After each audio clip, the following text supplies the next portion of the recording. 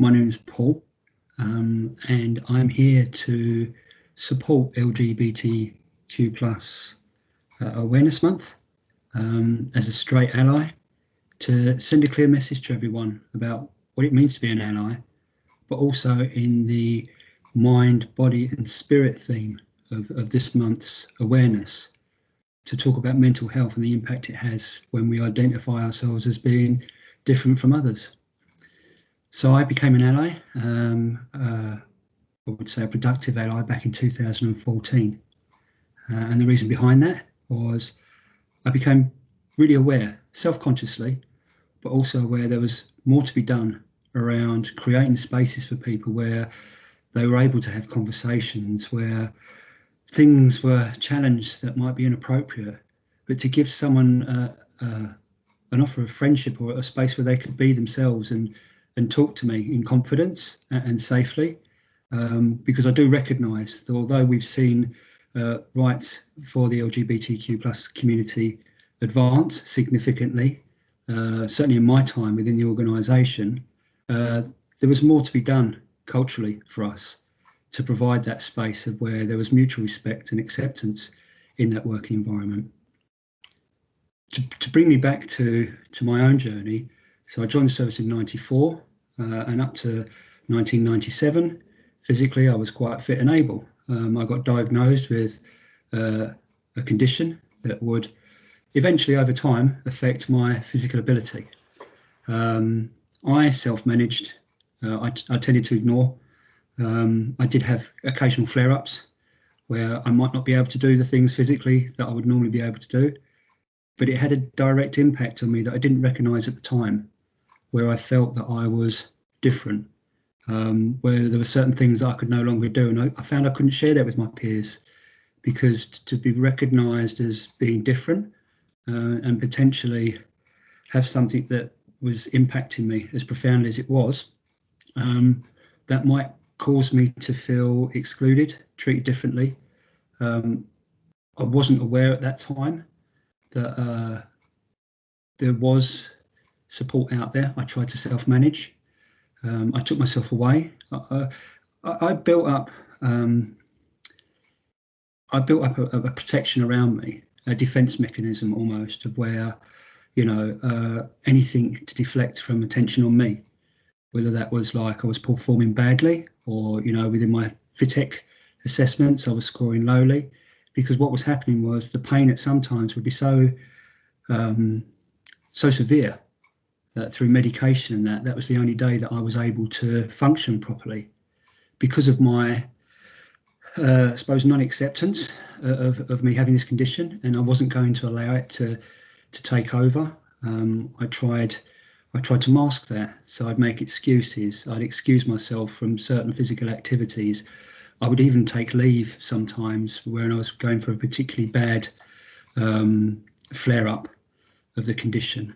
So I tried to remain happy and not identify myself as being different, or not having conversations with people where they might recognise that actually I am different. I'm going to be treated differently. That was the space that I found myself in. We could often talk about things around the mess table, but there seemed to be taboos and barriers, and one of those was around sexuality for people from the LGBT community, but also around, physical fitness was often joked about. It was like a chink in the armour. I remember people affectionately calling me names that they thought were funny, but deep down I found them to be quite piercing. So my natural reaction was to either quip back with a comment or deflect and say, oh yeah, but what about them? Look at that. So yeah, this went on for a considerable amount of time.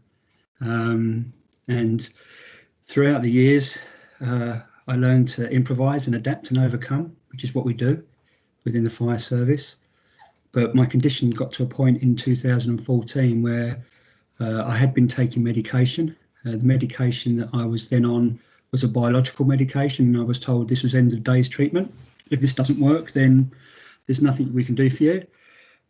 So I had to remove myself from operational duties and go into modified duties. Again, there was still this fear around what was going to happen to me. You know, how am I going to be looked at by my peers? You know, I'm broken. I'm a failure. I can't do what I was employed to do. So therefore, what's going to happen to me? But I soon found out that I came into a space of where those discussions could be had, and they were had. And over time, I felt more at ease, but also in a position to support others rather than just focusing on myself and considering my own problems and issues to be nobody else's. And it became apparent through joining becoming a being ally that I could support others because their problems and issues with those spaces and those discussions were linked into mine. You know, I couldn't categorize it and put them into a space of where, you know, they're totally different to me, because the experiences and the barriers and the feelings that people from the LGBT community have in social interactions, perceptions, myths, are exactly the same as I'm experiencing. So it was really important for me to support others who might not be directly having the same effects as me within my physical health, but experiencing the same emotional things as I did. Consequently for me, it got to 2019 and life events and my illness got significantly worse. My mental health wasn't very good. I know people don't call it a breakdown, but I did experience a place of where I was making poor decisions, and life events around me were compounded by my physical health. But I managed to reach out to someone, and that was so invaluable to me, because what it did, it gave me a space of where I could be myself and discuss my fears, my anxieties, and put me in a place of where I felt supported, where I could be me, and I'd be listened to and understood. Consequently, from that journey, I am back. I've changed. I recognise I've changed. I'm more self-aware, but I'm more aware of the power of what that person created for me in that space. And by trying to replicate that and mirror that environmental space, that feeling of being connected, considered, mutually respected, is something we should really all aspire to, because it's only then that we get the best place to be the best person we can be. There is so much stigma around sexuality. There are so many myths and misunderstandings, and these barriers need to be removed. We need to be able to understand the impact of our words and our actions and what they have on other people. And by being a being ally, I feel confident in able to challenge people with those misperceptions and those myths, but also support my peers so that when they come to the work or whether in a space, they see someone who is absolutely aware of what acceptance means and doesn't hold them to task because they're different from where I am in my life and what I do. I see them as a human being, and the only time we look down on people is when we're helping them up.